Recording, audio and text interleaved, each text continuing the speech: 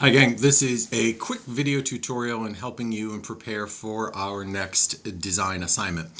So we will be using this worksheet as our planning and eventually we will segue into small pieces of illustration board that will be each 4x4. So we'll be enlarging these a little bit, but we'll be working with a format similar to these 9 on this worksheet. So you'll need this worksheet in front of you to make the best of this assignment. So we're going to be doing something called contemporary hieroglyphics. So if you remember back to history time, hieroglyphics is ancient Egyptian writing.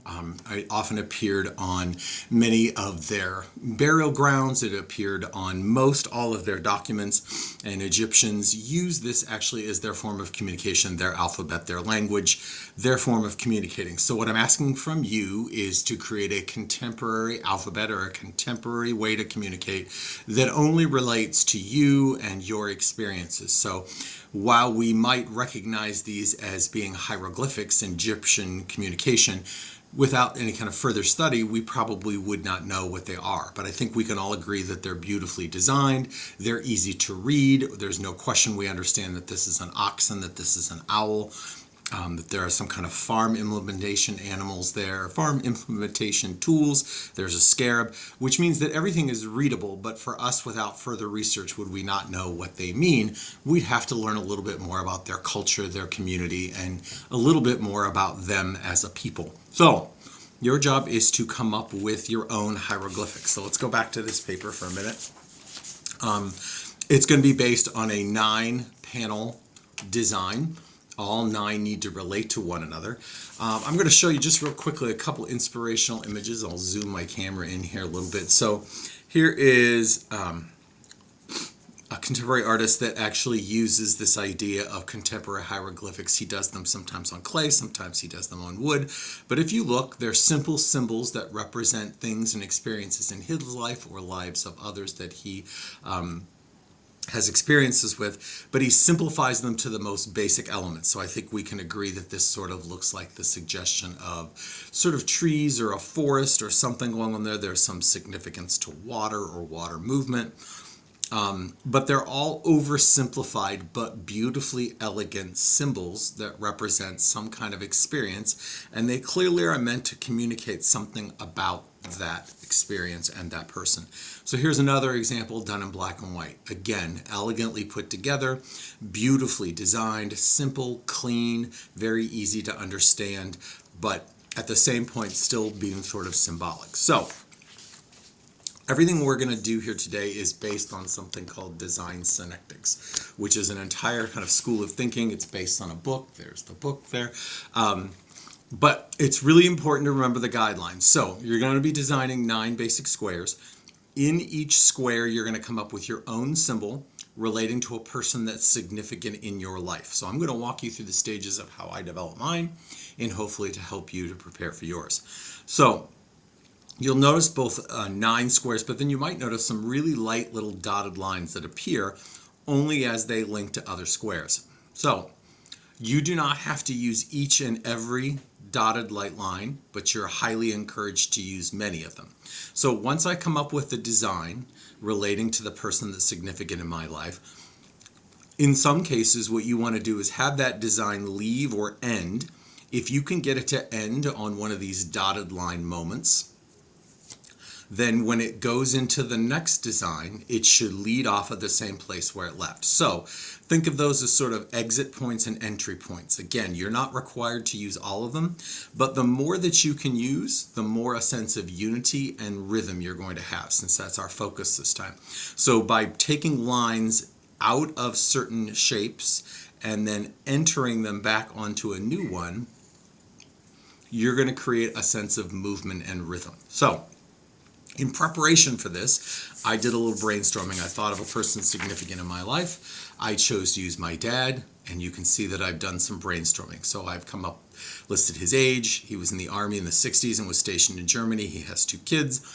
He's a 3-time cancer survivor. He has a family of 10. He was born of 8 children. He's a lifelong Starkonian. He has a passion for baseball hats, wearing a good comfortable pair of Crocs. He loves vintage television.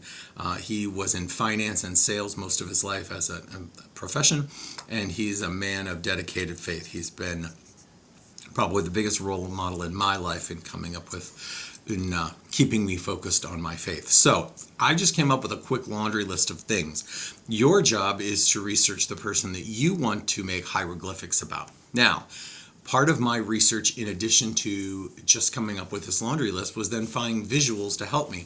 So in most of those cases, I printed mine off. You're going to use yours as computer research. I went in and looked up a few things. So I actually looked up the molecules of the different types of cancers my father had, knowing that they'd be relatively simple symbols, and they're based on circles. I think I could easily use those. I looked up his rank in the military, and there's the symbol for being a private, so I thought, well, I could replicate that symbol. I looked up the military uniform for actually in the 60s, and interestingly enough, my dad, as a salesman, most of his life wore a tie, and then obviously in the military, when he wore his dress uniform, he wore a tie. So I started thinking about, well, I could replicate parts of that collar and parts of that tie in there. I found a map of Ohio, and specifically Stark County, where he's resided his whole life. And I found a map of Germany, so I may actually be using either parts of names or parts of elements. So I've done more than those few, but those are just a few of my ideas. So you can see how much research I've done. I've made a laundry list here, a to-do list. I've come up with some visuals to help me, and that has helped me come up with my entire design. I don't want to draw all of these things. I want to create the most simplified, simple version of these so that I can make other people kind of communicate or understand what I'm doing. So if I turn this over, I'm going to zoom in here a little bit so you can kind of see what I've done. So I looked at some of the symbols of those cancer molecules, and I'm using those circles, and these, almost to me, they remind me almost of like jellyfish kind of coming off of there. So I used this sort of simplified jellyfish version. I also looked at this symbol for this skin cancer that he had, and again I tried to come up with a symbol for that. Interestingly enough, remember I'm following my own rules, which are that if I have a chance where the lines could exit the shape, if I could pick up and use them into the next shape, that would be helpful. So I put a very simple symbol of a house. My parents built their first house when we were kids, and my dad had two sons, so I tried to put, I have a son, and then the other one got cut off here at the bottom, so I have two male symbols for sons, and of course I just used an oversimplified symbol of a cloud. My dad is a big croc lover. I jokingly tell him all the time he wears his crocs. So again, trying to keep it simple. I thought about, instead of drawing the entire croc, how could I zoom in? And in most of these cases, you'll notice I'm not showing any of all of the symbols. I've zoomed in very tight, and I've tried to remove all of the detail and keep it as simple and elegant as possible. So my dad is a croc lover. Here is the private symbol stitched onto the side of his uniform. He was a military man in the 1960s, so I've got just part of the 1960s.